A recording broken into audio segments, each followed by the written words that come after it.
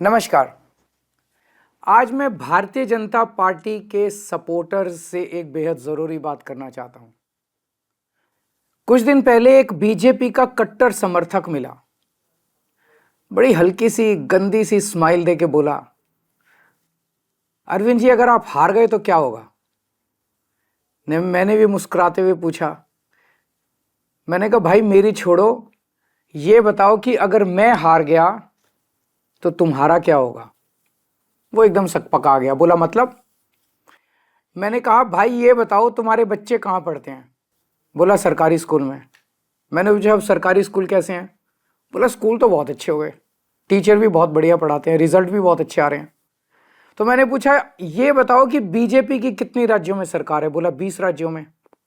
मैंने पूछा किस राज्य में अच्छे स्कूल हैं, तो बोला कहीं नहीं।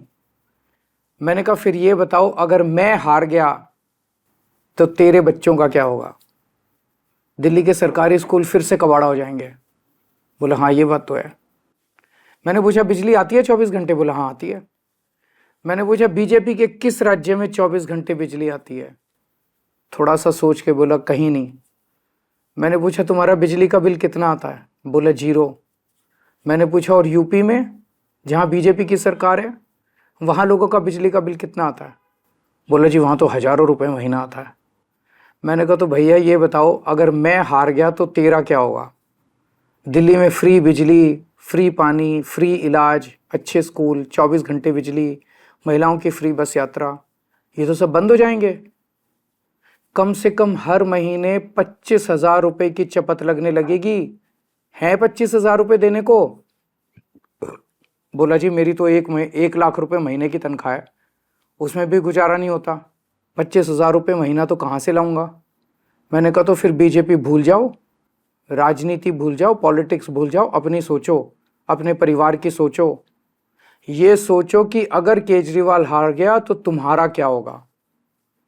वो संतुष्ट हो गया। बोला सर मैं इस चुनाव में तो आपको वोट दे दूंगा पर मैं बीजेपी नहीं छोड़ूंगा।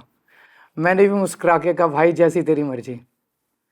मेरी सभी बीजेपी के सपोर्टर से अपील है कि अगर बीजेपी आ गई तो आपको हमारी सरकार से मिलने वाली सारी सुविधाएं बंद हो जाएंगी।